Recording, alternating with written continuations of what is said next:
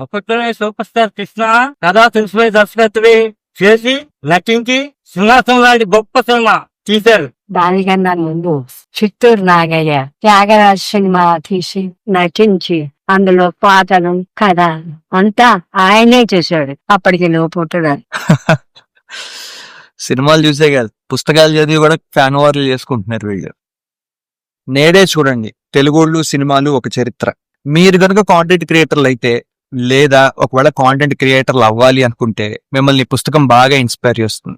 300 పేజీలు ఉన్న ఈ పుస్తకం తొలి తెలుగు మూకీ సినిమా కాలం నుంచి కలర్ సినిమా కాలం వరకు తెలుగు సినిమా చరిత్రలో జరిగిన ఎన్నో విప్లవాత్మక మార్పుల్ని రెఫరెన్స్లతో సహా చెప్తుంది. తెలుగు సినిమా వలన ప్రభావితం అయిన మనుషులు, ఇండస్ట్రీలు, సంస్థలు తిరిగి వాళ్ళు తెలుగు సినిమాని ఎలా ప్రభావితం చేశారో అన్న విషయాలని ఎంతో ఇన్స్పైరింగ్ గా చెప్తుంది ఈ పుస్తకం. ఉదాహరణకి మీరు 8వ తరగతిలో చదువుకున్న ఎంఎస్ స్వామినాథన్ గారిది హరిత విప్లవం గుర్తుందా?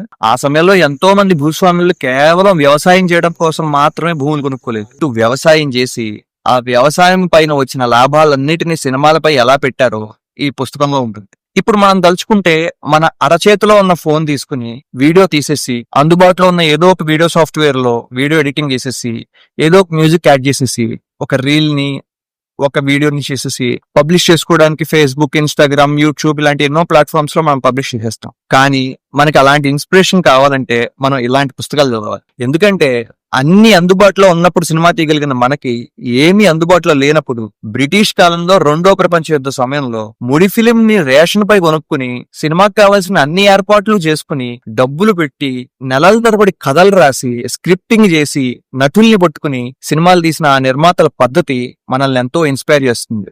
నాకు పర్సనల్ గా స్క్రాచ్ నుంచి కాంటెంట్ క్రియేట్ చేయడానికి, ఒక యూట్యూబ్ ఛానల్ ని బిల్డ్ చేయడానికి కావాల్సిన ఎన్నో ఐడియాలని ఈ పుస్తకం ఇచ్చింది. మీరు కూడా ఈ పుస్తకం కొనుక్కోండి. నేడే చూడండి తెలుగు సినిమా చరిత్ర. ఈ పుస్తకం లింకు బయోలో ఉంది.